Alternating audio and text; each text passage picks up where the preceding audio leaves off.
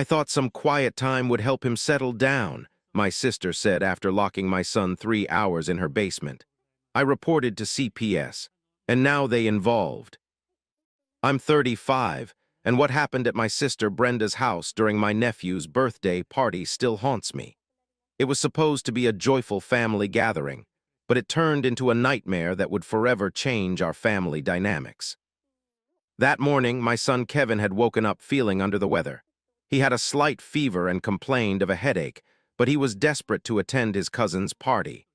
Kevin and his cousin were close, almost like brothers, and he didn't want to miss the celebration. After checking his temperature, it was only slightly elevated at 99, 2 degrees F. And seeing his enthusiasm, I decided to let him go, thinking the excitement of the party might actually lift his spirits. I packed some children's Tylenol in his backpack, just in case, and made sure he had his emergency phone. "Remember, buddy," I told him as we pulled up to Brenda's house, "if you start feeling worse, just call me right away. I can come get you anytime." He nodded, already distracted by the colorful balloons decorating the front porch and the sound of children laughing inside.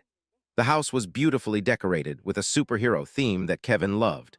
Streamers hung from every doorway, and there was a massive cake in the shape of Captain America's shield on the dining room table.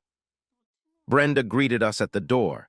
She had always been a perfectionist when it came to hosting events, often taking things to extreme levels to ensure everything went according to her precise plans. I should have seen this as a warning sign, but at the time, I just attributed it to her usual party planning enthusiasm. "Kevin, honey," she exclaimed, hugging him, "all your friends are in the backyard playing superhero tag. Why don't you join them?" As Kevin ran off, I pulled her aside to explain his condition. "Brenda, Kevin's been feeling a bit sick today. He has his phone with him in case he needs to call me, and there's some Tylenol in his backpack if his fever comes back." She waved dismissively. "Oh, he'll be fine. Kids always act a little sick when they're excited. Besides, I have a strict no-phone policy during parties. Can't have the kids glued to their screens instead of participating in the activities I've planned." Before I could protest, she had already snatched Kevin's backpack and phone, placing them in a basket with all the other confiscated devices. I felt uneasy but didn't want to make a scene. I reminded myself that Brenda was a mother too. Surely she would keep an eye on him. "I'll be back to pick him up at 6, I said. "Please call me if he starts feeling worse." The next few hours were relatively normal. I ran some errands, did some housework, and occasionally checked my phone for messages. Around 3 p.m., I started feeling anxious. Something didn't feel right. I tried calling Brenda, but the calls went straight to voicemail. I texted her, but there was no response. By 4 p.m., my maternal instincts were screaming that something was wrong. I decided to head over early. As I pulled up to the house, I could hear music and laughter from the backyard. Children were running around, parents were chatting, and everything looked perfectly normal on the surface. But when I walked in, I immediately noticed Kevin's absence among the playing children. Brenda seemed startled when she saw me. She was in the kitchen arranging snacks on a platter and nearly dropped it when I walked in. "Oh, you're early," she said, her voice pitched slightly higher than normal. "We're just about to do the cake and presents." "Where's Kevin?" I asked, scanning the room. She avoided my eyes. "Oh, he's just taking a little break. You know how overwhelming parties can be." That's when I noticed how nervous she looked. I pushed past her, ignoring her protests that I should wait in the living room while she went to get him. As we walked through the house, she began explaining in a rushed, defensive tone. According to her, Kevin had started complaining about feeling sick during the superhero games. He had asked repeatedly to call me, but she was convinced he was just trying to get attention. When he threw up in the bathroom, she accused him of making himself sick on purpose to ruin her son's party. "He was being dramatic," she insisted as we walked. "I thought some quiet time would help him settle down." "Quiet time?" I asked, my voice dangerously low. "What do you mean by quiet time?" That's when she led me to the basement door. My heart stopped when I realized it was locked from the outside. The basement, where she stored her holiday decorations and rarely used furniture, was known for being cold and damp. She had locked my sick child in there alone for hours. The moment she unlocked the door, I could feel the cold air rushing up from below. Kevin was huddled in a corner, wrapped in his own arms. His face was pale except for two bright fever spots on his cheeks, and there were dried tear tracks on his face. Several spots on the floor showed where he had been sick. "Daddy," he whimpered when he saw me. I ran down the stairs, nearly tripping in my haste to reach him. He was burning up with fever, his clothes damp with sweat, and he could barely stand. When I picked him up, I could feel him trembling against me, whether from cold or fear, I couldn't tell. "How could you?" I screamed at Brenda, who stood at the top of the stairs, wringing her hands. "He's sick. He could have got pneumonia down here. What is wrong with you?" "I didn't think," she started, but I cut her off.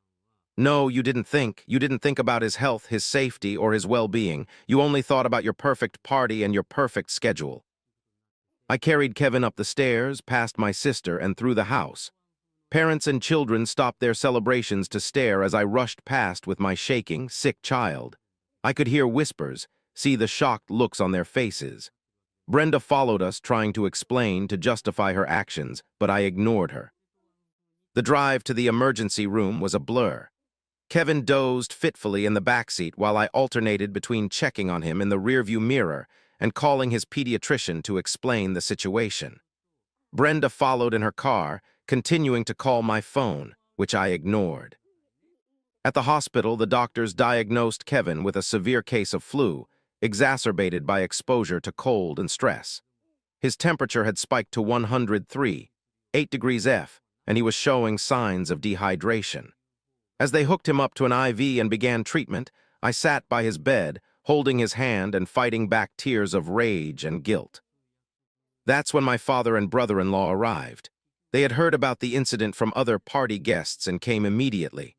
Brenda had tried to downplay what happened, but the truth came out quickly. My brother-in-law, usually a quiet, reserved man, exploded with anger when he learned what his wife had done. "You locked a sick child in our basement," he shouted, his face red with fury.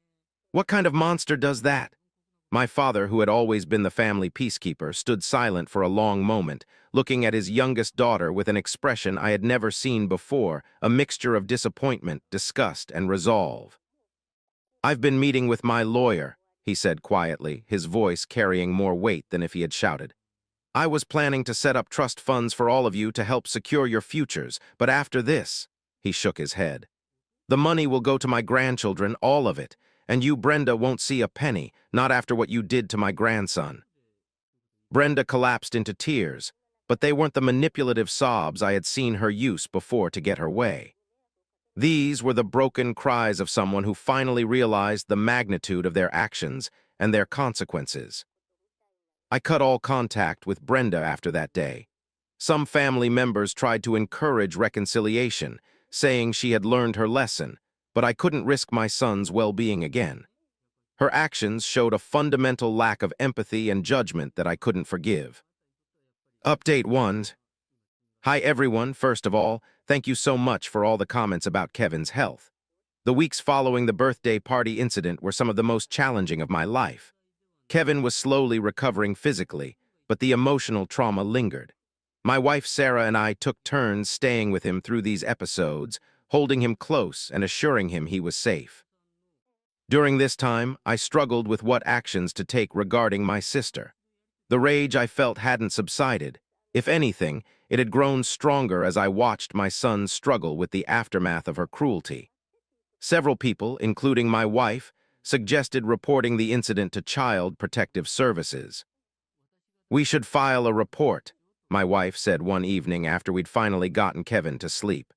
"What she did was abuse, plain and simple. What if she does something like this to another child?"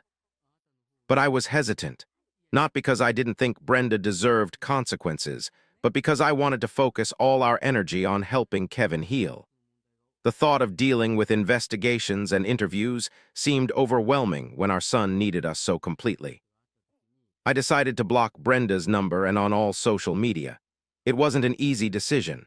We'd grown up together, shared countless memories, and despite everything, she was still my sister. But every time my phone buzzed with her calls or messages, I felt my blood pressure rise.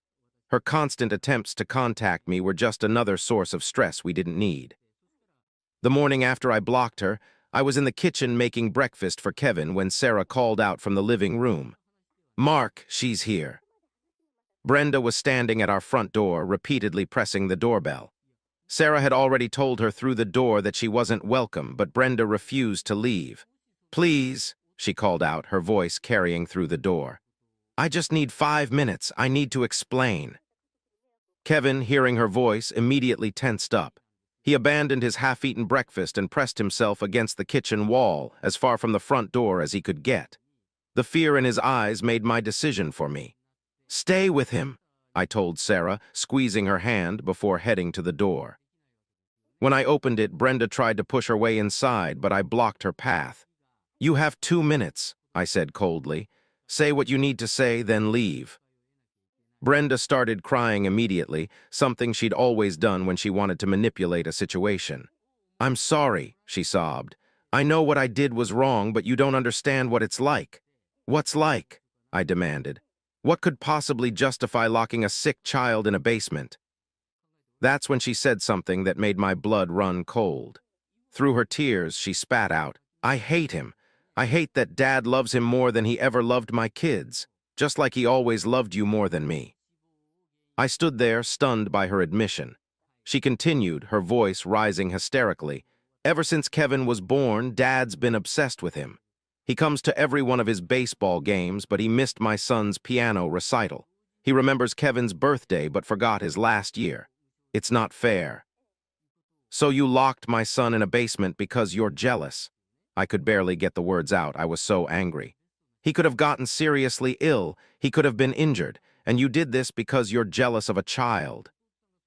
"You don't understand," she insisted. "You've always been the favorite, Dad's golden child, and now Kevin is too, and my kids are just an afterthought.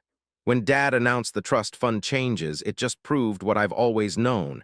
He loves your family more than mine." I had to grip the doorframe to keep from shaking. "Let me be very clear," I said, my voice low and dangerous. "Your feelings about Dad's perceived favoritism do not justify what you did to my son. You're a mother. How would you feel if someone locked your son in a cold basement for hours while they were sick?" "That's different," she protested. "No, it's not, and the fact that you think it is shows exactly why you shouldn't be anywhere near my family." Sarah appeared behind me then, her face tight with anger. "Kevin is terrified right now," she said quietly. "He can hear your voice and he's having a panic attack. You need to leave now." Brenda tried to look past us, probably trying to see Kevin, but I moved to block her view completely. "You need to go," I said.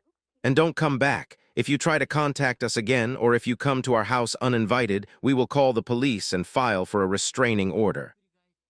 As I closed the door, she started screaming about how we were destroying the family, how we were turning everyone against her.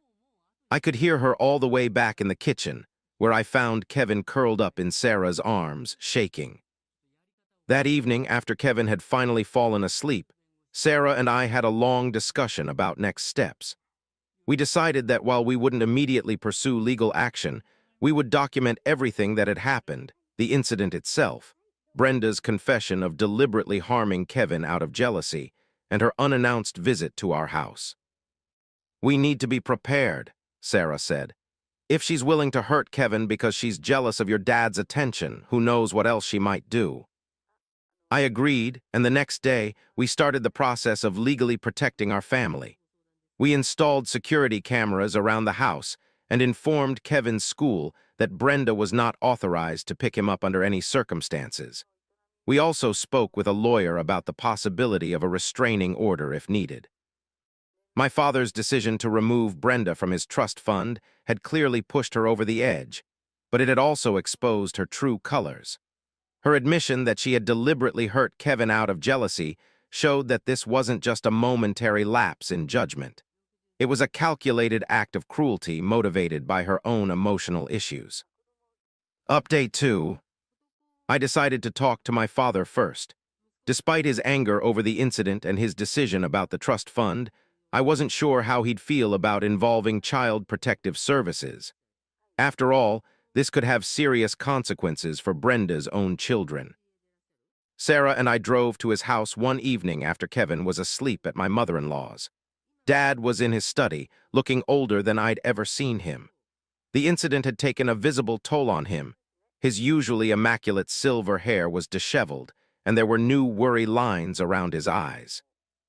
"Dad," I started, settling into one of the leather chairs across from his desk. "We need to talk about something important." Sarah sat beside me, holding my hand for support. "We're thinking about reporting Brenda to CPS." He looked up sharply, his reading glasses sliding down his nose. "CPS?" he repeated, his voice carefully neutral. "Yes," I continued.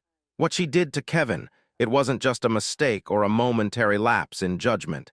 She admitted to me that she did it deliberately out of jealousy." I went on to tell him about Brenda's visit to our house, her shocking admission about hating Kevin because of Dad's perceived favoritism. As I spoke, I watched my father's face crumble. He removed his glasses and pressed his fingers against his eyes. "This is my fault," he said quietly. "If I hadn't shown such obvious preference." "No," I interrupted firmly.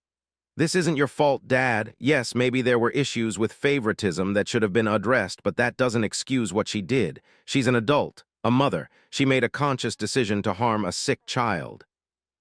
Dad was silent for a long moment, staring at the family photos on his desk. I could see him looking at one in particular, a picture of Brenda and me as children, grinning at the camera with ice cream-stained faces. "You're right," he finally said, his voice heavy. "What she did was abuse, and if you don't report it, who's to say she won't do something similar to another child, maybe even her own kids?" He looked up at us, his eyes firm despite the pain in them. "Do what you need to do. You have my support." With Dad's blessing, we moved forward with the report. The process was more intensive than I'd expected. The initial call to CPS took over an hour as I detailed everything that had happened at the party, including times, temperatures, and witnesses. The intake worker was particularly concerned about the premeditated nature of the incident and Brenda's lack of remorse. 2 days later, we met with the assigned caseworker. She did ask about the delay in reporting, her pen pausing on her notepad. "I understand this is your sister," she said carefully, "but in cases of child abuse, immediate reporting is crucial. Can you explain why you waited?" Sarah and I exchanged looks. "Honestly," I admitted, "we were focused on helping Kevin recover both physically and emotionally, and," I hesitated, "I guess part of me was hoping this was somehow salvageable, that my sister couldn't have really meant to hurt him. But after she came to our house and admitted she did it out of jealousy, we knew we had to report it." She nodded, making more notes. "And Kevin, how is he doing now?" "He's still having nightmares," Sarah replied.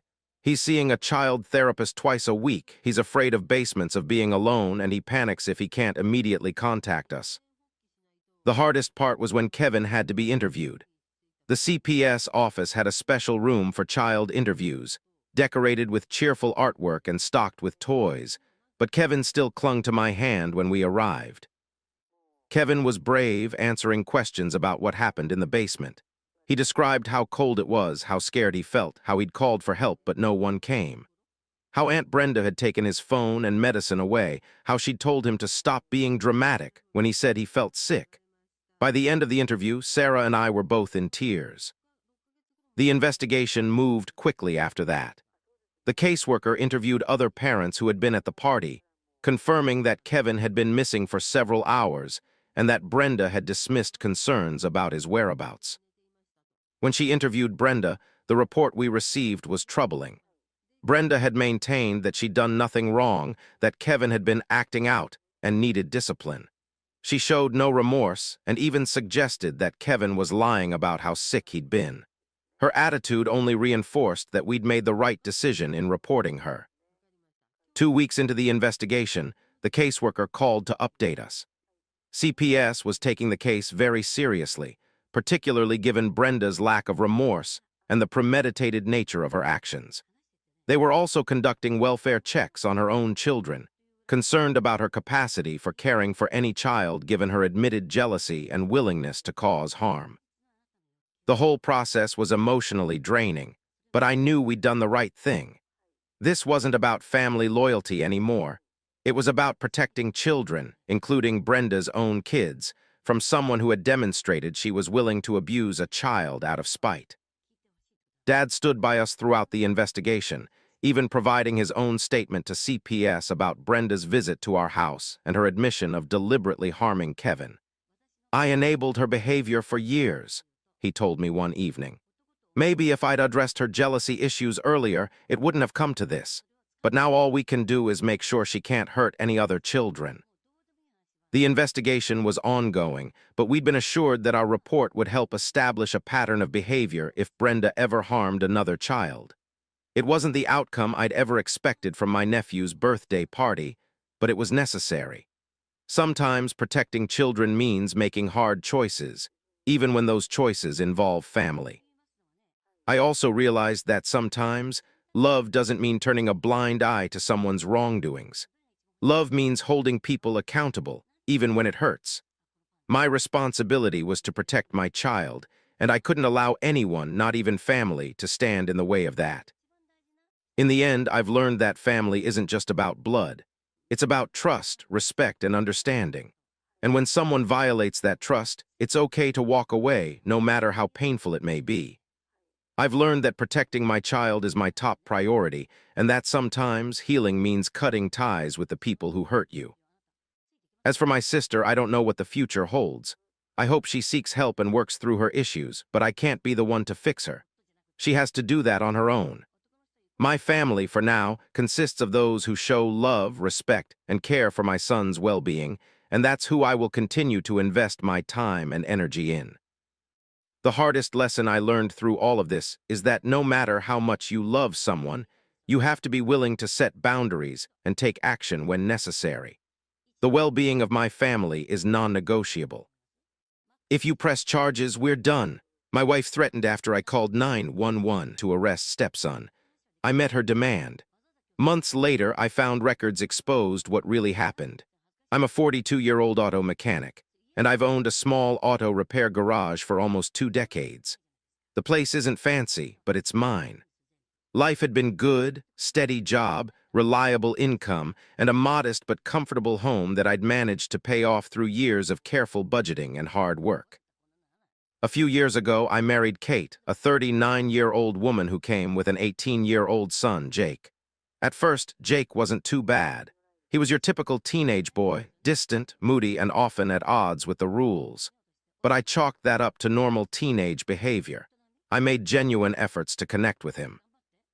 I'd invite him to hang out at the garage on weekends, thinking maybe he'd be interested in learning about cars. I tried teaching him basic maintenance, hoping it might give us common ground. I'd take him to get burgers at this local joint that made amazing hand-pressed patties, thinking maybe over food we could talk and bond. But no matter what I did, Jake wasn't interested. He would shut me down with contempt, roll his eyes dramatically, and act like I was some annoying intruder in his life. When Kate and I got married, things only got worse. His attitude shifted from mere teenage rebellion to outright hostility.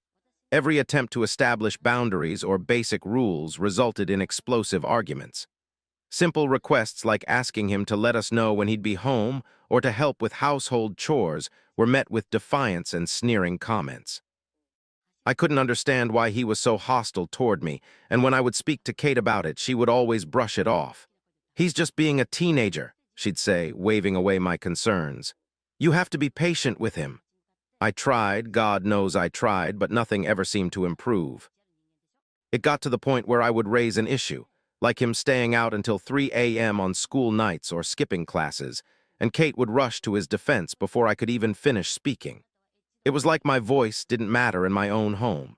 Every conversation about Jake's behavior turned into Kate accusing me of being too harsh or not understanding enough. I started feeling like an outsider in my own family.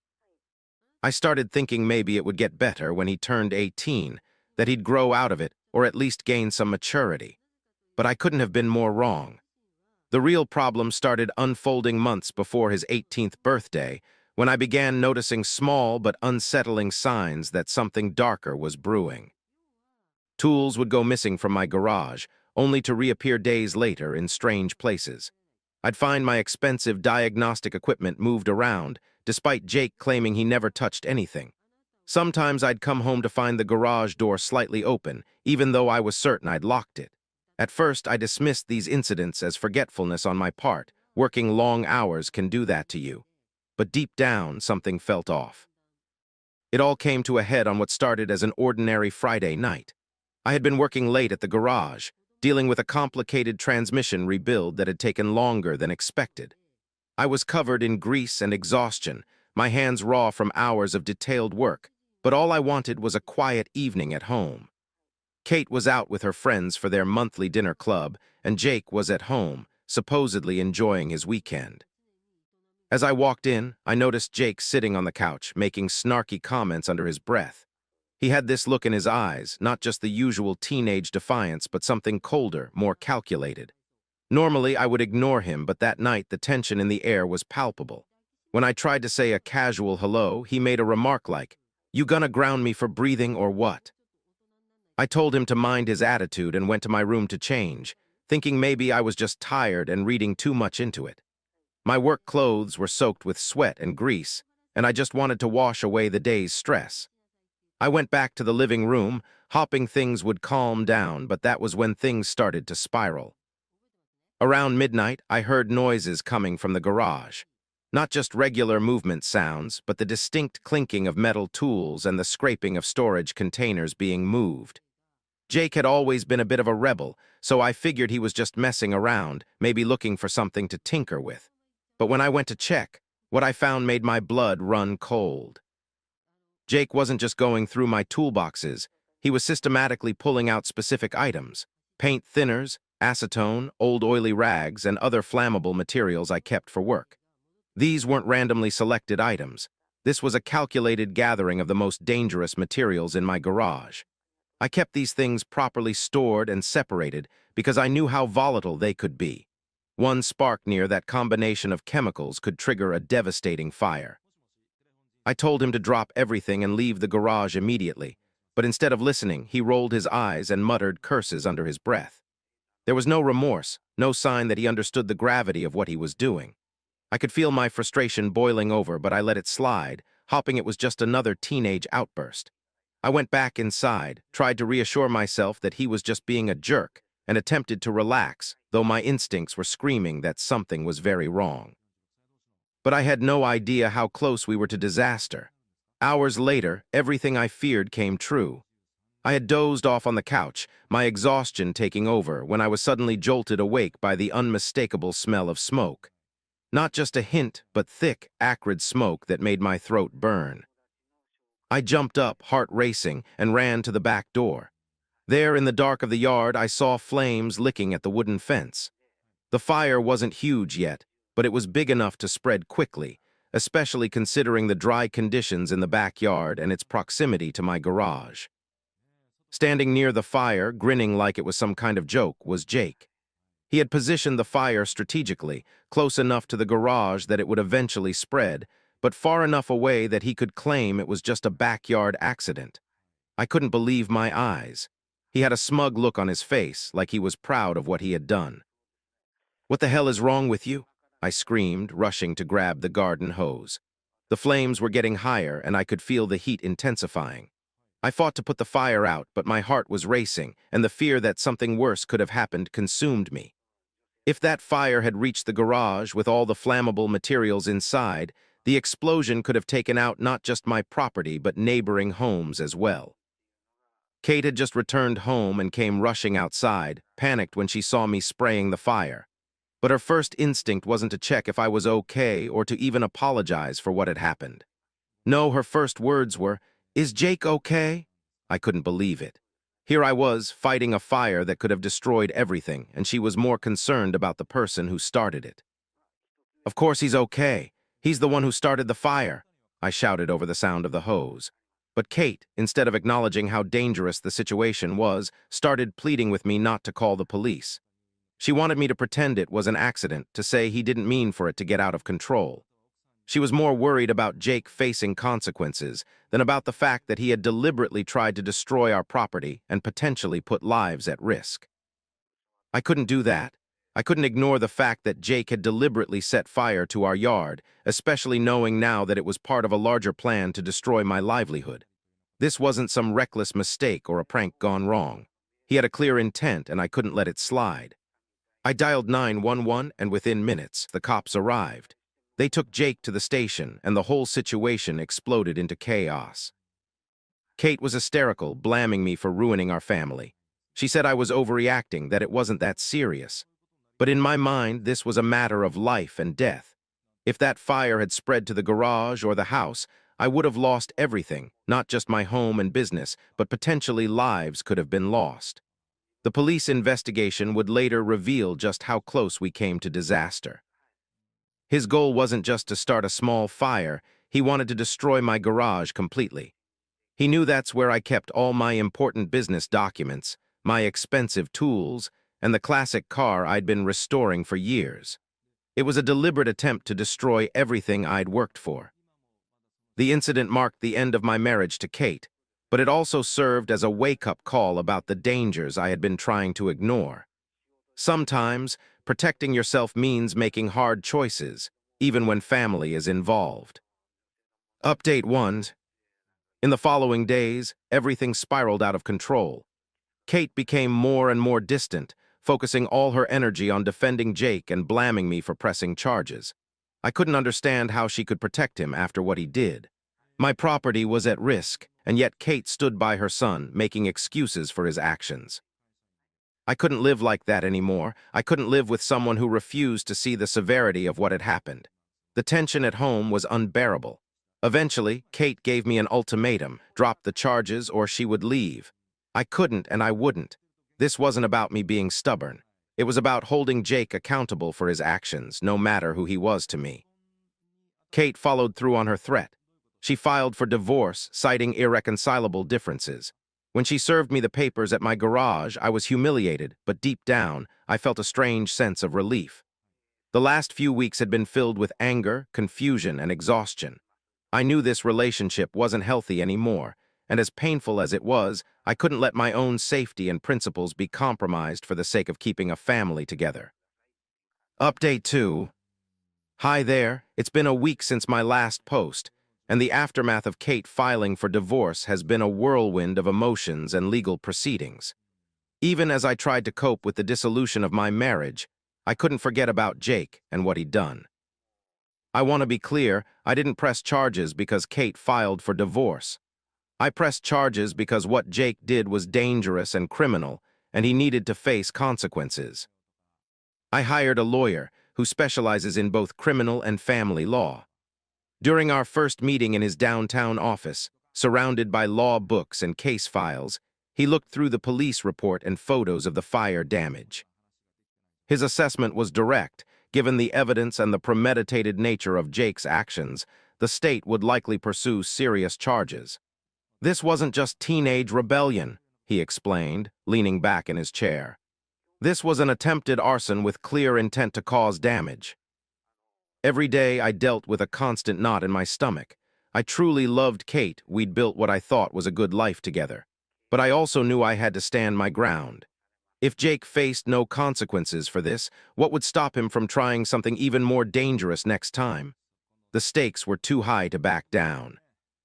When the case went to court, the fluorescent lights of the courtroom made everything feel surreal. I testified about what happened that night, my voice steady despite my nerves. The responding officers presented their report, complete with photographs of the fire damage and the collection of accelerants Jake had gathered. What struck me most was Jake's demeanor throughout the proceedings. He sat there smirking, occasionally rolling his eyes, showing absolutely zero remorse for what he'd done. His attitude made my blood boil. Kate refused to even look in my direction during the hearing. She sat rigid in her chair, all her energy focused on protecting Jake, even though the evidence of his wrongdoing was overwhelming. The judge, an older woman with sharp eyes and a no-nonsense demeanor, found more than enough evidence to proceed. She set bail, and Jake was kept in custody until it was paid. Kate's sister paid the bail, then cornered me outside the courthouse. "You're going to regret this decision," she hissed, pointing her finger in my face. "You're destroying our family." I told her to leave me alone. I was done being manipulated by their family dynamics. During this chaos, my lawyer asked about any pattern of dangerous behavior, which led to a shocking discovery. 6 months earlier, I'd installed security cameras around the house after a series of break-ins in our neighborhood. The cameras covered the garage, driveway, and backyard. I hadn't checked the footage regularly, but now I went back through months of recordings. What I found was disturbing. Multiple clips showed Jake in the backyard late at night, conducting what looked like fire experiments in a metal trash can. In one video, dated 3 months before the big incident, Jake was talking to someone on speakerphone while rummaging through my garage. "I'm gonna make life hell for that guy," he said, his voice clear in the recording. "He thinks he can just walk in and play dad, wait till he sees what I've got planned." The most chilling footage showed him throwing something flaming near the fence several weeks before the main incident, a practice run that thankfully didn't catch. But it proved this wasn't an impulsive act or a one-time mistake. He'd been methodically planning this for months. One video in particular revealed the root of Jake's hatred toward me. He was talking to a friend in the backyard, unaware of the camera's microphone. "You know what that jerk said when he first met me? 'Hi, Jake, from now on, I'm your father.' Like he could just replace my dad just like that. Who does he think he is?" I remembered that first meeting clearly now. I'd been nervous, wanting to make a good impression, trying to show I was committed to being part of their family. I thought saying I wanted to be a father figure would show I was serious about my relationship with Kate and Jake. I had no idea those well-intentioned words would plant such deep seeds of resentment. The evidence was overwhelming. Working with the prosecution, my lawyer compiled the video footage into a comprehensive timeline showing Jake's escalating behavior. There were over 20 incidents of him experimenting with fire in the backyard, 7 instances of him tampering with materials in my garage, and numerous clips of him expressing his intentions to cause damage. When Kate found out about the footage, she exploded. She showed up at my house unannounced, screaming about invasion of privacy and betrayal. "How dare you spy on my son?" she yelled.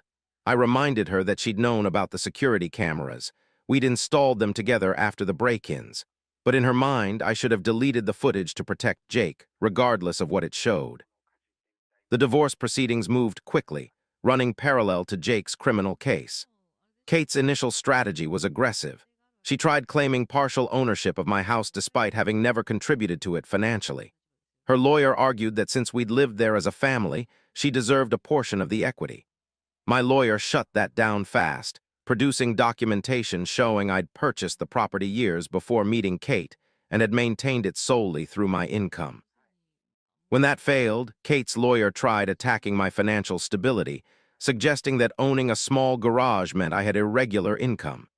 Again, my lawyer was prepared, presenting 3 years of tax returns and business records showing consistent, profitable operation. After these failed attempts, Kate shifted focus to getting the divorce finalized quickly, likely hoping to distance herself from Jake's legal troubles. The emotional toll was immense. I'd married Kate expecting to build a life together, and in less than 2 years, everything had imploded because her son tried to burn down my property. My lawyer suggested filing for a restraining order against Jake, given the video evidence of his escalating behavior. The judge granted a temporary order, preventing him from coming within 500 feet of me or my property. Kate was furious about the restraining order, but I refused to back down. By the time we reached the final stages of divorce negotiations, I was emotionally exhausted but determined to protect myself. The settlement was non-negotiable on certain points.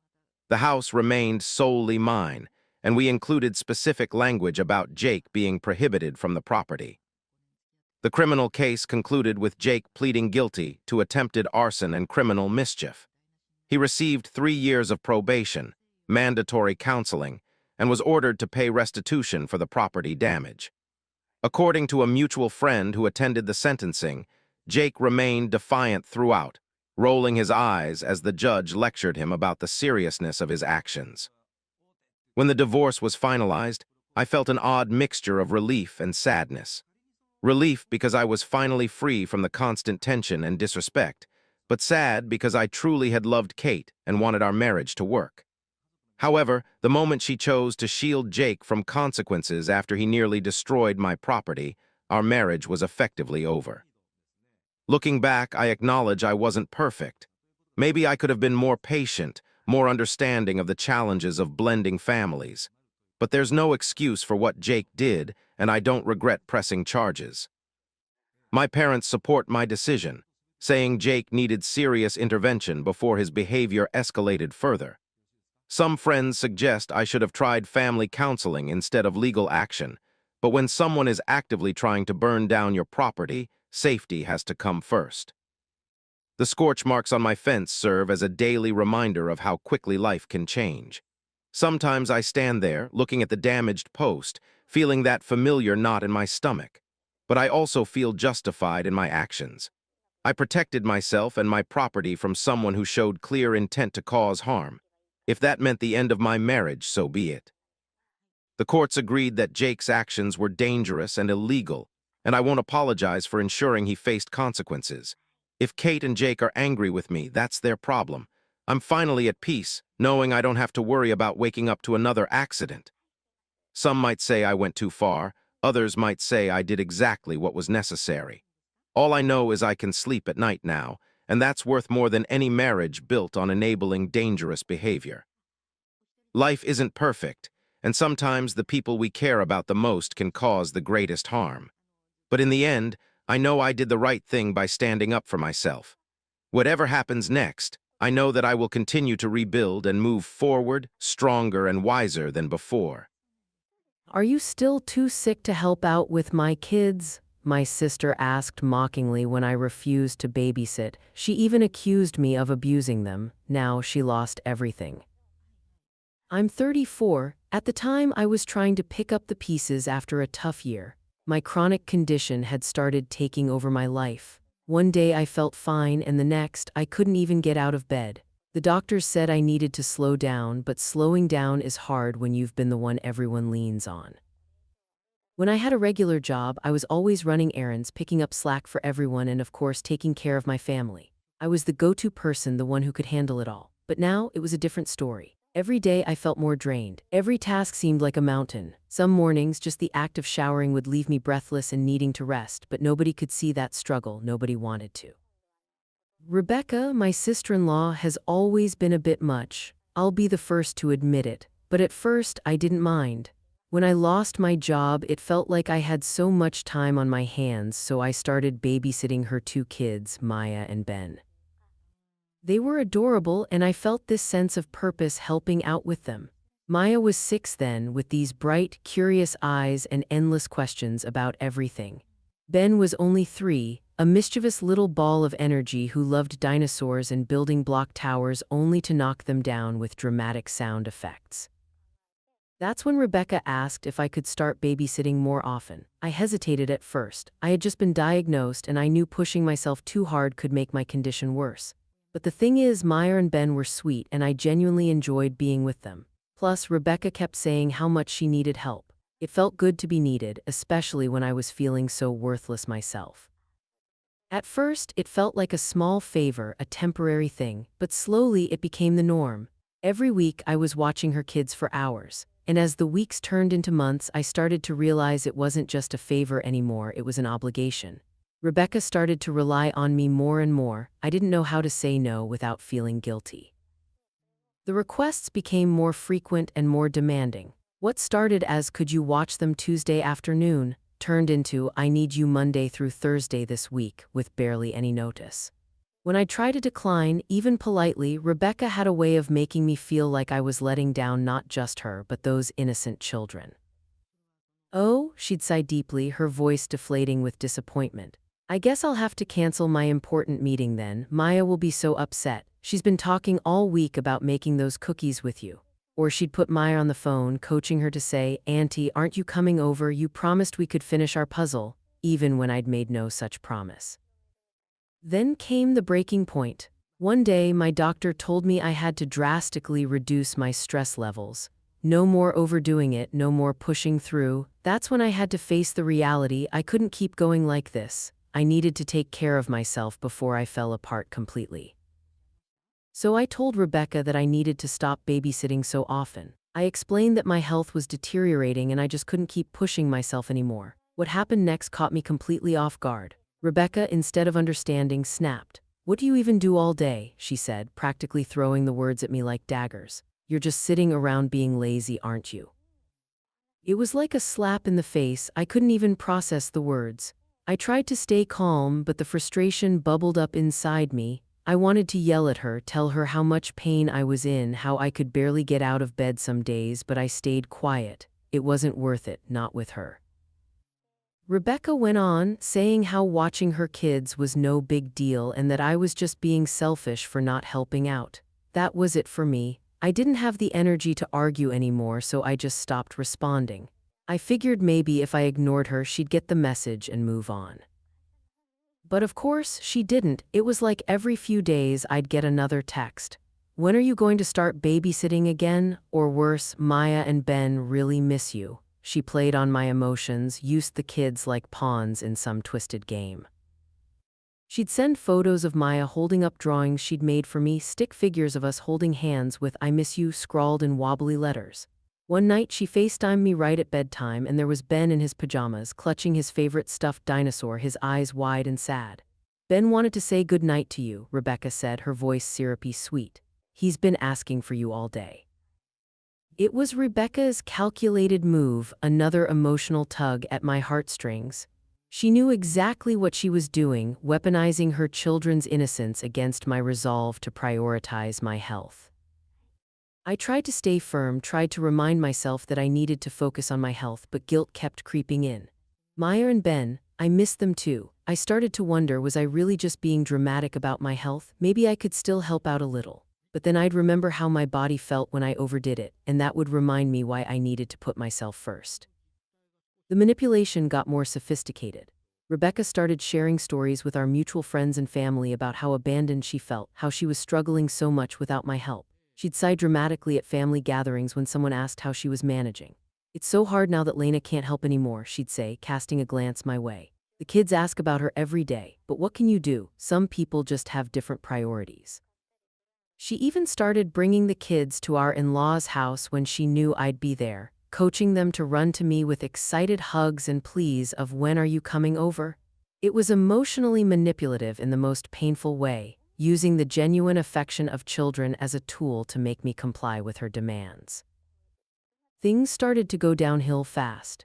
After a few weeks of this emotional tug-of-war, I started to feel the pressure. Every text from Rebecca felt like a weight pressing down on me. Maya and Ben's faces kept haunting me. How could I say no to them? They were just kids. But at the same time, I couldn't keep sacrificing my own health just to make Rebecca happy. One particularly low day, when my pain was so intense I could barely move, she texted me a video of Ben crying, saying he wanted to see me. I later found out from my husband David, Rebecca's brother, that Ben had actually been crying over a broken toy, and Rebecca had seized the opportunity to record him and twist the narrative. When David confronted her about it, she shrugged it off as just trying to remind Lena how much the kids love her. Then it happened. We were at a family dinner at my in-laws' house. I hadn't seen Rebecca in person since that last fight, and I was dreading it, but it was family and I didn't want to cause a scene, so I went. The moment we sat down at the table, I could feel the tension in the air. It was thick, suffocating. I could see Rebecca sitting across from me, a smug little smile on her face, like she was waiting for the right moment to strike. And then she did. "So, Lena," she said, loud enough for everyone to hear, "are you still too sick to help out with my kids? Or is that just an excuse so you can lay around all day?" I froze. The room went completely silent. I could feel the heat rise in my face and my heart was pounding in my chest. The embarrassment, the anger, it all hit me at once. I had no idea what to say. I tried to keep my cool, but it was impossible. I finally managed to say, "I've explained my health condition to you, Rebecca. This isn't an excuse. I need to take care of myself." But she didn't stop. Instead, she smirked and said, "Maybe babysitting would do you some good, get you off your pity train." The laughter from the table was uncomfortable, and I could feel my hands trembling under the table. I wanted to say so much more, to tell her how selfish she was being, how she couldn't even begin to understand what I was going through, but I bit my tongue. I didn't want to cause a scene. Thankfully, David stepped in before I could say anything else. He defended me, told Rebecca to stop being so disrespectful, but the damage had already been done. I was humiliated. Update 1. A few days later, it got even worse. I was at home trying to unwind after a long day when there was a knock on my door. I wasn't expecting anyone, so I was caught off guard to see a police officer standing there. "Are you Lena?" he asked. My stomach dropped. I had no idea what was happening. The officer was tall with a serious expression that made my heart race immediately. Next to him stood a woman in plain clothes who introduced herself as a social worker from Child Protective Services. He explained that Rebecca had filed a police report accusing me of child abuse, saying I'd hurt Maya and Ben while babysitting. The words hit me like a physical blow. The social worker watched my reaction carefully as the officer continued, explaining that Rebecca claimed she noticed bruising on Ben's arms after he'd spent time with me 2 weeks ago. According to her statement, Maya had finally broken down and told her that I had grabbed Ben too hard when he wouldn't stop crying. I immediately denied the accusations, my voice barely above a whisper. I hadn't even been alone with the children for over a month. How could Rebecca go this far? What kind of person fabricates abuse allegations as revenge for setting boundaries? The social worker asked if I would be willing to answer some questions, her tone professional but not unkind. I agreed immediately, desperate to clear my name from these horrific accusations. For the next hour, they questioned me about my relationship with the children, my health condition, and the recent conflict with Rebecca. I answered everything truthfully, showing them text messages documenting when I had last watched the children and the increasingly hostile exchanges with Rebecca afterward. When asked why Rebecca might make these allegations, I explained about my chronic condition worsening and Rebecca's anger when I could no longer babysit. I showed them messages where Rebecca had tried to manipulate me using the children, including one particularly telling exchange where she'd writ, "You'll regret choosing your so-called health problems over my kids." It wasn't an explicit threat, but in light of the current situation, its implication was clear. As they prepared to leave, the social worker handed me her card. She explained that while they take all allegations seriously, they also recognize that false reports sometimes happen, especially during family conflicts. Her eyes held mine for a moment as she assured me they would be investigating thoroughly. I sat in stunned silence after they left, the reality of what had just happened slowly sinking in. Rebecca had crossed a line I never imagined she would. This wasn't just manipulation anymore, this was an attempt to destroy my reputation, my relationships, possibly even my freedom. Child abuse allegations, even when proven false, could follow a person forever. I was in shock. I immediately called Rebecca. When she answered, I demanded to know what was going on and why she would accuse me of something so terrible. Her response was chilling. She didn't even try to hide her anger, spitting that I couldn't just ditch her kids and get away with it. She suggested this would teach me not to mess with her. I tried reasoning with her, explaining the seriousness of filing false police reports about child abuse. My voice trembled with both fear and rage as I attempted to make her understand the gravity of what she'd done. Rebecca's response was dismissive. She scoffed, telling me to stop being dramatic. In her mind, they wouldn't actually do anything. She just wanted to scare me a little to make me understand that I couldn't abandon them when they needed me. I couldn't believe what I was hearing. In Rebecca's twisted mind, this was just another manipulation tactic, not a potentially life-destroying false accusation. When I informed her that the authorities were taking this seriously and that she could face legal consequences for filing a false report, there was a moment of silence. Then she laughed, actually laughed. She insisted nobody was going to jail and told me to stop being dramatic, that this was between us. I was shaking, my mind racing. I didn't even know how to respond. The accusation was insane, but she was too proud and too petty to back down. I hung up, unable to continue the conversation, and immediately called David. He needed to know what his sister had done. David was in the middle of a business meeting when I called, but he stepped out as soon as he heard the tremor in my voice. When I told him about the police visit and Rebecca's accusation, he fell silent for so long I thought the call had dropped. Finally, he said he was coming home. He instructed me not to talk to Rebecca again, not to talk to anyone. We needed a lawyer. While waiting for David to arrive, I began methodically gathering evidence. I printed out all my text exchanges with Rebecca, medical records documenting my condition, and receipts showing where I'd been on the days Rebecca claimed I was with the children. I even found old photos on my phone of Maya and Ben during our time together, happy, smiling, clearly comfortable and safe in my presence. The police officer listened to my side of the story, and thankfully they saw right through her lies. There was no evidence, no truth to what she was saying.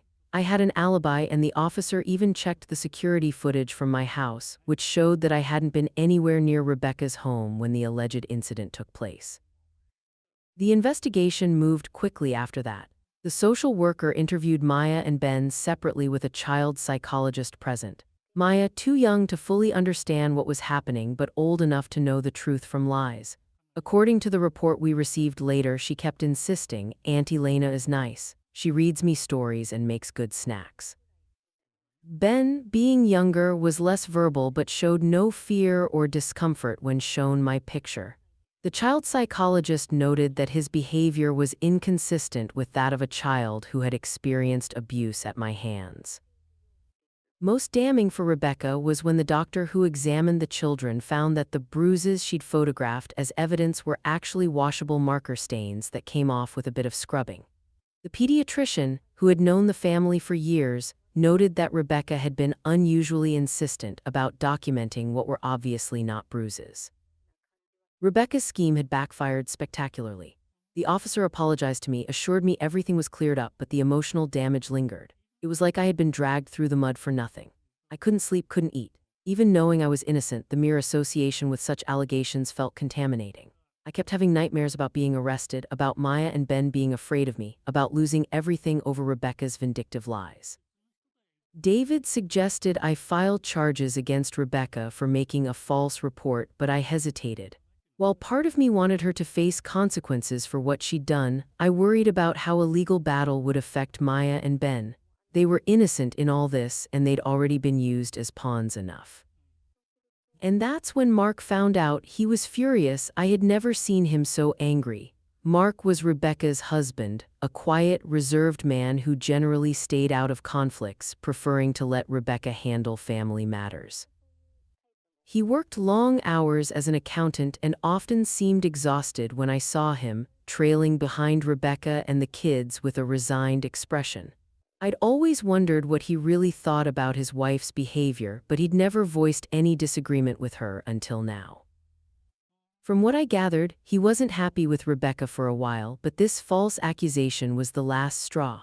Apparently, he'd been completely unaware of what Rebecca was doing until the police contacted him as part of their investigation. He was horrified to learn that she had not only filed a false report but had tried to coach Maya into supporting her story. He confronted her, demanded she apologize to me, but of course Rebecca refused. She was too proud and too embarrassed to admit she was wrong. Instead, she doubled down, insisting to Mark that she might have exaggerated a bit, but that I had indeed been too rough with the children. Mark didn't buy it for a second. David overheard an explosive phone call where Mark confronted Rebecca about what she'd done. He was outraged that she had tried to ruin her sister-in-law's life simply because I couldn't babysit anymore. Most disturbing to him was that she had used their children, attempting to make them lie about being hurt. He questioned what kind of person would do such a thing. Rebecca's response was apparently to burst into tears and claim she was just trying to protect her children, a performance that might have worked in the past but now fell on deaf ears. Mark had seen through her manipulation, and there was no going back. The next day, Mark showed up at our door. His face was drawn, his eyes red-rimmed from what looked like a sleepless night. "I'm so sorry," he said as soon as I opened the door.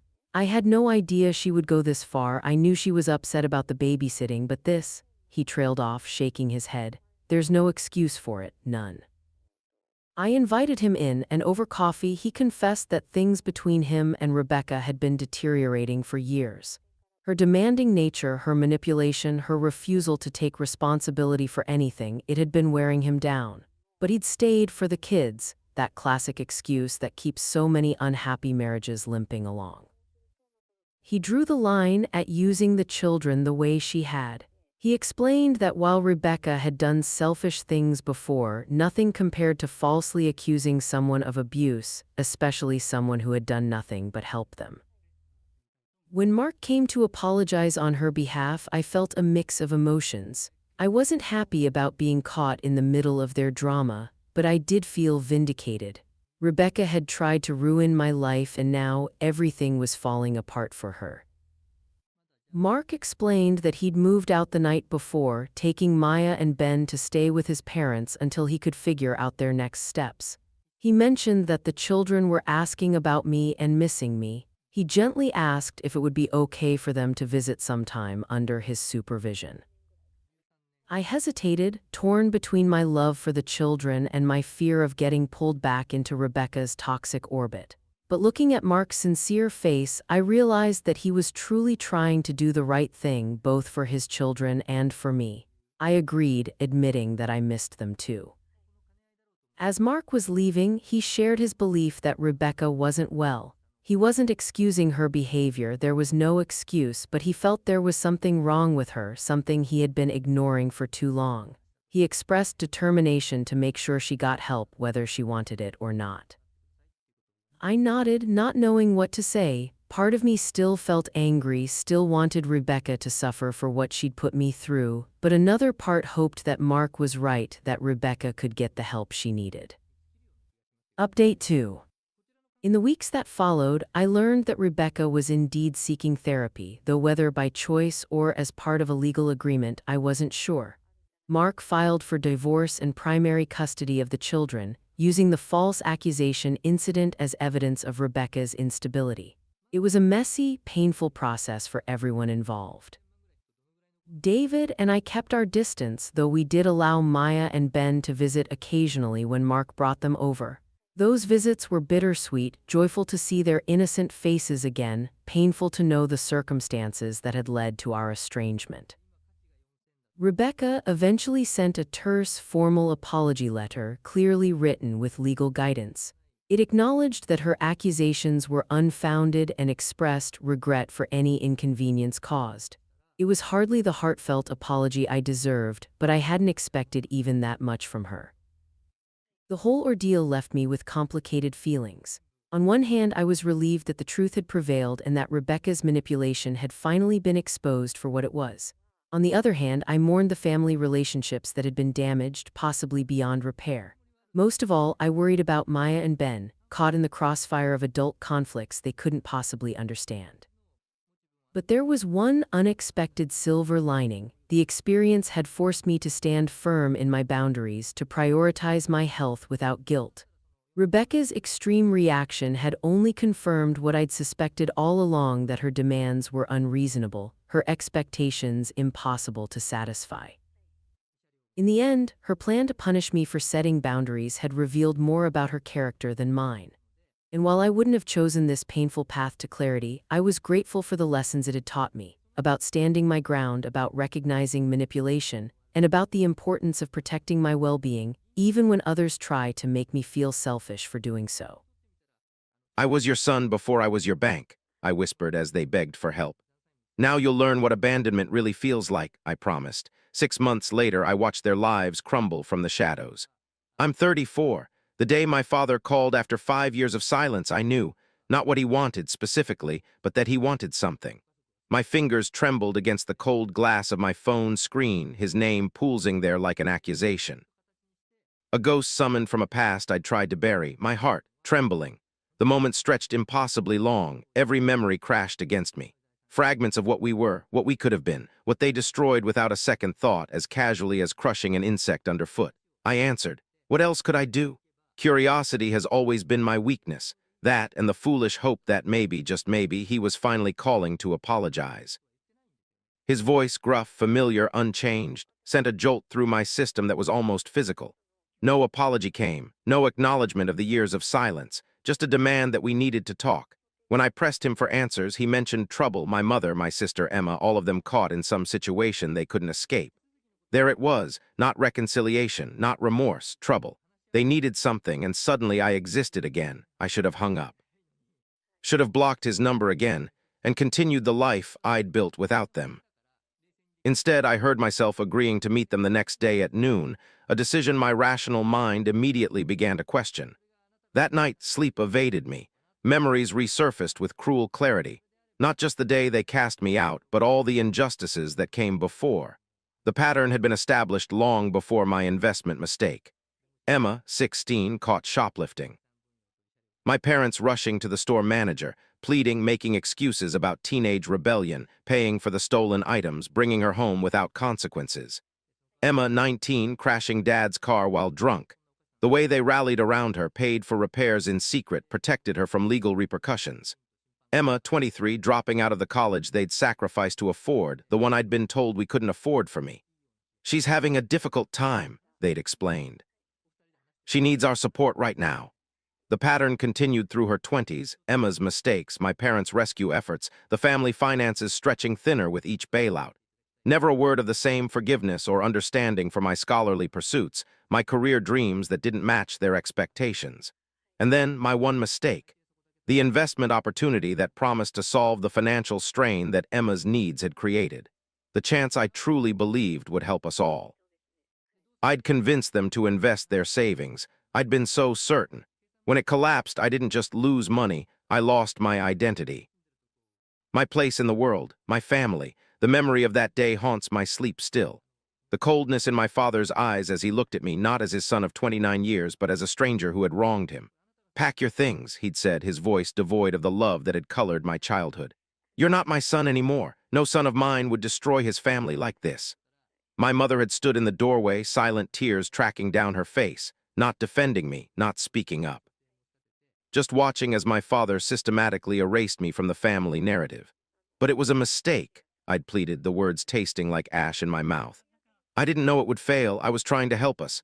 "Help," my father had laughed, the sound like breaking glass. "The way you helped is by taking everything we had, everything we worked for. Get out, don't come back." "Mom." I'd turned to her, desperate for intervention, for the fierce protection she'd always shown Emma. She'd looked away. That moment, her gaze sliding from mine to fix on some point beyond my shoulder, cut deeper than my father's rage. Her silence was a wound that would never properly heal. Within an hour, I stood on their porch with a small duffel of hastily packed belongings, 29 years of life reduced to what I could carry. No goodbyes from Emma, who'd stayed in her room throughout the confrontation. No softening from my father, who stood with arms crossed, waiting for me to leave the property. Just my mother's tear-streaked face watching from behind my father's shoulder, her hand half raised as if to wave, then dropping back to her side. I remember the exact moment I started my car. The precise second I realized they weren't going to call me back, weren't going to change their minds. The understanding that home, the concept I'd built my entire understanding of safety and belonging around, had been conditional all along. Rain began to fall as I pulled away from the curb. Perfect. The universe adding atmospheric effect to the collapse of my world. I'd made it 3 blocks before pulling over, the tears finally coming in a flood that matched the downpour outside. I sat there for hours, water streaming down the windows, obscuring the world beyond, mirroring the blur my life had become. In the days that followed, I slept in my car, showered at the gym, applied for jobs during the day, and stared at my phone at night, waiting for it to ring. Waiting for them to realize what they'd done, to reach out, to apologize. The call never came. No birthday acknowledgement that first year. No Christmas card. No response to the letter I sent 3 months after, once I'd found an apartment and a job, explaining again what had happened with the investment, how I'd been deceived along with them, how sorry I was for the pain I'd caused. The silence was absolute, complete. A void where family had once been. I tried once to connect with Emma. Called her cell phone 6 months after the fracture. "I can't talk to you," she'd whispered, her voice tight with what might have been regret. "Dad would kill me. I'm sorry, Alex." Click. Another door closed. I rebuilt my life piece by agonizing peace. Worked 3 jobs until my fingers bled and my back ached with constant fatigue. Slept 4 hours a night to make time for night classes, for certifications that might lead to something better. Landed a position at a tech startup that eventually took off. Created a new family from friends who chose me daily. Bought a home that was truly mine, and all without a single word from the people who had raised me, then discarded me when I failed them. Not a call when I graduated with my master's degree. Not a text when my first major project made industry news. Not a card when I bought my house. A real home in my name only. 5 years of building something from nothing. 5 years of therapy sessions where I cried and raged and mourned the family I'd lost. 5 years of learning to live with the void, to stop expecting it to be filled. And now this, a call from the void. The drive to their house felt like moving backwards in time. The familiar streets of my childhood neighborhood seemed both unchanged and utterly foreign. My hands gripped the steering wheel with unnecessary force, knuckles white against black leather. Breathe. Just breathe. I parked at the curb rather than in the driveway. A small act of defiance that only I would understand. The house looked smaller than I remembered. The paint was peeling in places, the front yard overgrown, signs of neglect that would have been unthinkable in the fastidious household of my youth. My father answered, older and grayer, but still straight-backed, still proud. He stepped aside without greeting, allowing me to enter the house that had once been home but now felt like a museum of past hurts, preserved exactly as I'd left it. The living room was just as I remembered, down to the faded floral couch and the family photos on the mantel. I noticed with a strange, detached interest that they had kept pictures of me, as if I had died rather than been exiled. My mother emerged from the kitchen, 5 years carved deep into the lines around her eyes and mouth. Her hair, once richly brown like mine, had gone completely gray. She looked diminished somehow, like life had been steadily eroding her. She whispered my name like a prayer, her eyes, my eyes, everyone always said, filling with tears. My chest tightened painfully. I had prepared for anger, for coldness, even for indifference. I hadn't prepared for this naked vulnerability, this visible breaking. No hug, no touch. I couldn't bear it. She seemed to understand, stepping back, hands fluttering uselessly at her sides. Emma sat on the couch, eyes fixed on her clasped hands. She didn't look up as I entered, but I could see the tension in her shoulders, the way her knuckles whitened with each passing second. My father instructed me to sit down, still issuing commands rather than requests. Some habits never change. I remained standing, demanding they explain why I had been summoned after years of silence. The tension in the room thickened with each passing second, a physical presence pressing against my skin. Emma finally broke, admitting through barely suppressed tears that everything was her fault. The familiarity of this scenario, Emma's mistakes becoming family emergencies, sent a bitter taste flooding my mouth. When pressed, she revealed the truth: gambling debts. $70,000 owed to people who didn't take IOUs or payment plans. People who had already broken into the house, left threats, followed Emma to work. People who had made it clear that payment was non-negotiable. The irony was so perfect it almost seemed scripted. The same people who had cast me out for a financial mistake were now asking me to rescue them from Emma's. The cosmic joke of it might have made me laugh if it hadn't reopened wounds I'd spent years trying to heal. I stood there, feeling the weight of their expectations, their desperation, their fear. The rational part of me, the part that had spent 5 years in therapy working through abandonment and betrayal, screamed to walk away. To let them feel a fraction of the abandonment I had lived with. To show them exactly how it felt to be deemed unworthy of family in your moment of greatest need. But another part, buried deeper, remembered fragments of love before it all went wrong. Being 7 and Emma teaching me to ride a bike, her small hands steady on the back of the seat as I wobbled down the driveway.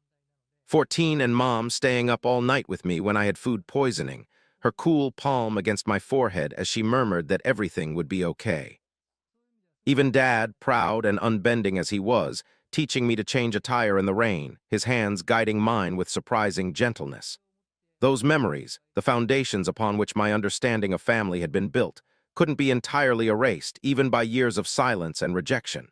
They resided in me still, complicated and contradictory, making simple vengeance impossible.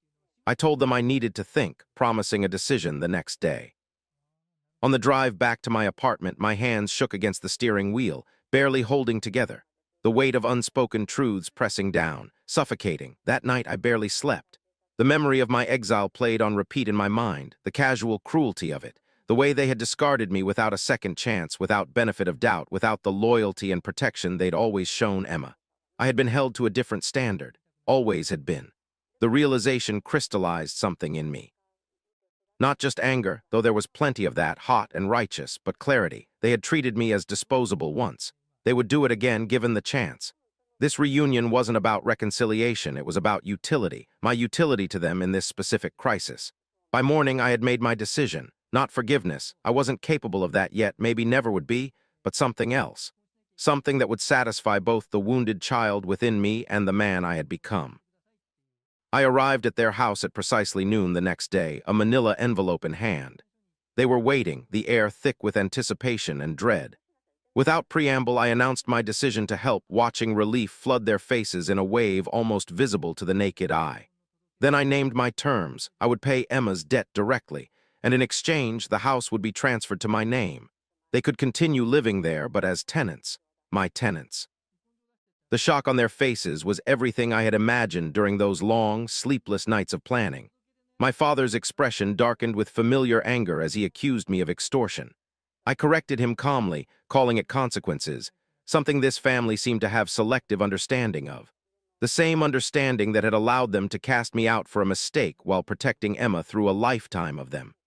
Emma broke first, rising from the couch to accept my terms. She would sign whatever I wanted if it meant making the danger disappear.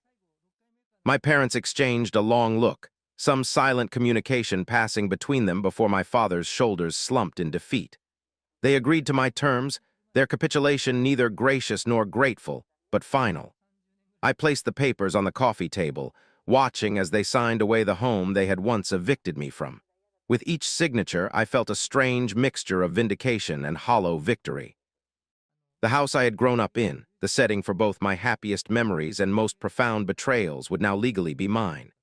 As I prepared to leave, my mother caught my arm, a gesture so familiar it sent pain lancing through my chest. She asked if this was all we would be to each other now, landlord and tenants. I looked at her, really looked at her for the first time in 5 years. At the mother who had let me go rather than stand against my father's judgment, who had chosen silence over defense, who had protected one child fiercely while abandoning the other.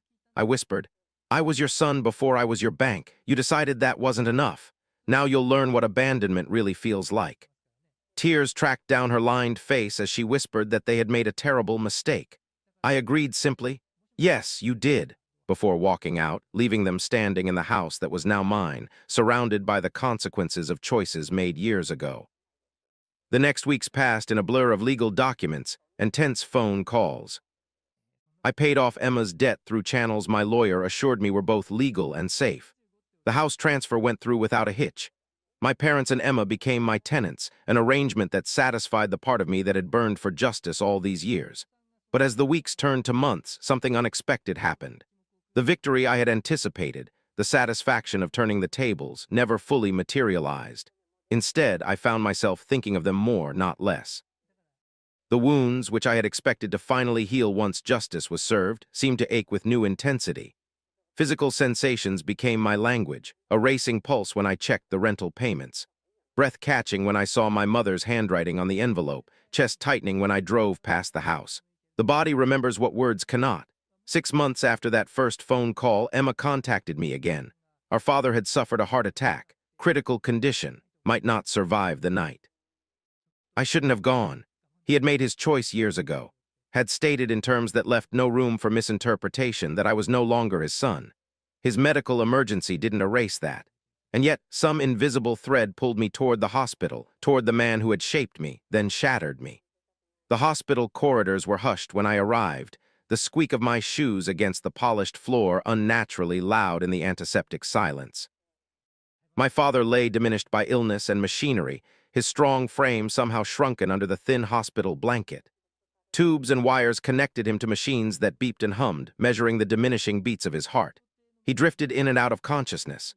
During one lucid moment, his eyes found mine, recognition, and something like regret crossing his pale face. "Alex," he whispered, my name sounding strange in his mouth after so long. I moved closer, uncertain what I was feeling. Anger still, yes, hurt always, but something else too, something I hadn't allowed myself to acknowledge in years. Loss. I had lost him long before this moment, before the heart that was now failing him had turned cold toward me. His papery hand moved toward mine, and after a moment's hesitation, I took it. The connection felt both foreign and achingly familiar. "I was wrong," he managed, each word a visible effort. "So wrong about everything." I said nothing, waiting. 5 years of silence deserved more than easy absolution. "The house," he continued, his voice fatting. "There's something you don't know." My mother, who had been sitting quietly by the bed, made a small sound of distress. My father's eyes flicked to her, then back to me. "She doesn't want me to tell you, but you need to know." I frowned, not understanding. "Know what?" "The house," he whispered. "It was always yours. Your grandfather left it to you in his will when you turned 25. We never told you." The revelation hit like a physical blow, rearranging my understanding of the past 5 years in an instant. What are you saying? My mother's tears flowed freely now. Your grandfather always said you were just like him. He left the house to you, not to us, but by then we had already remortgaged it twice, for Emma's rehab, for her legal bills. We couldn't tell you without admitting what we'd done. The truth crashed over me in waves. They hadn't just cast me out for a financial mistake. They had evicted me from a house that was legally mine, had been living in my property while telling me I was no longer their son. When I made the investment mistake, it had been convenient, a reason to cut me off before I could discover their theft.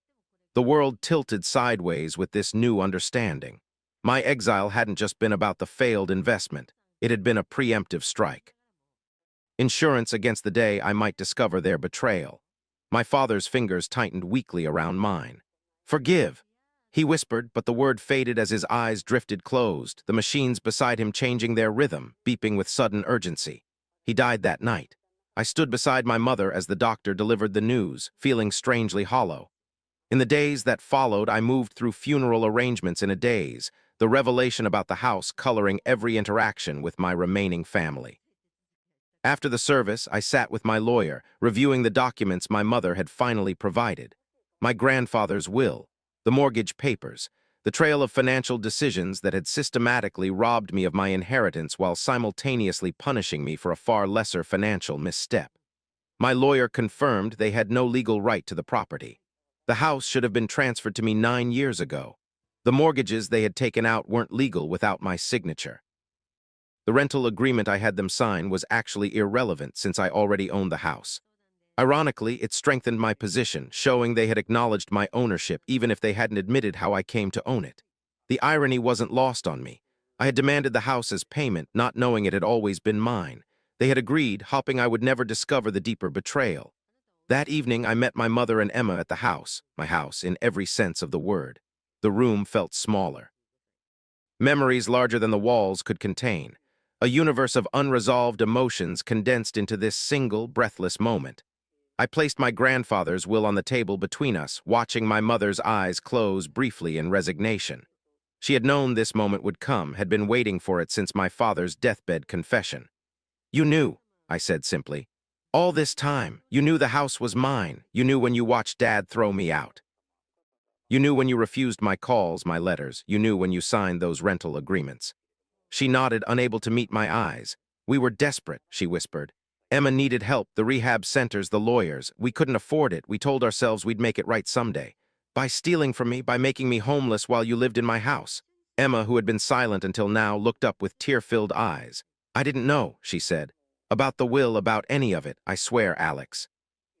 I believed her. Emma had been many things over the years, reckless, selfish, irresponsible, but never calculated. The calculation had come from our parents, who had chosen again and again to sacrifice one child for the other.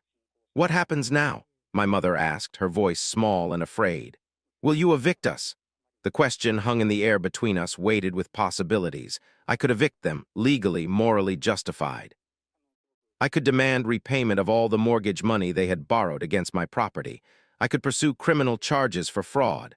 The law, for once, was entirely on my side. I had spent days considering these options, turning them over in my mind, examining them from every angle. Revenge served cold.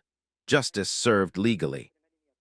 But sitting there, looking at what remained of my family, a widow aged beyond her years by secrets and grief, a sister finally facing the consequences of a lifetime of poor choices, I felt something unexpected.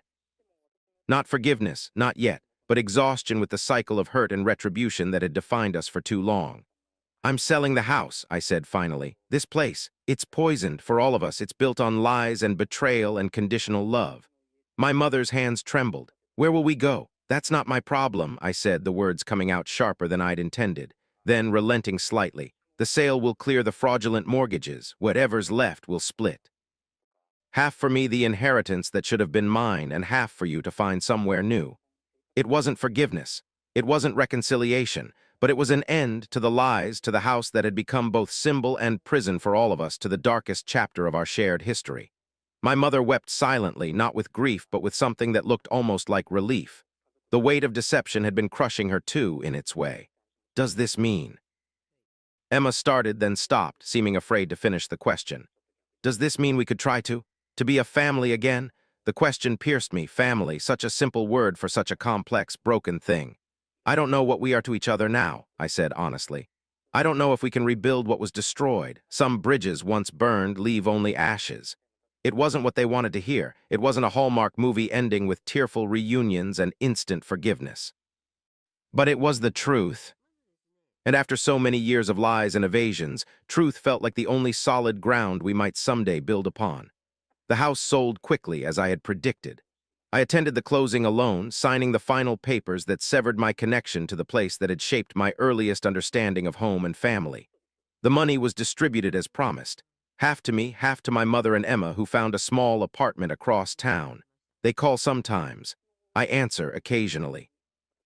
We meet for coffee every few months, careful conversations about neutral topics, exploring the possibility of some new relationship built not on blood or obligation, but on choice and clear-eyed acceptance of what was and what might be. Was this healing, or just another form of breaking? Perhaps both.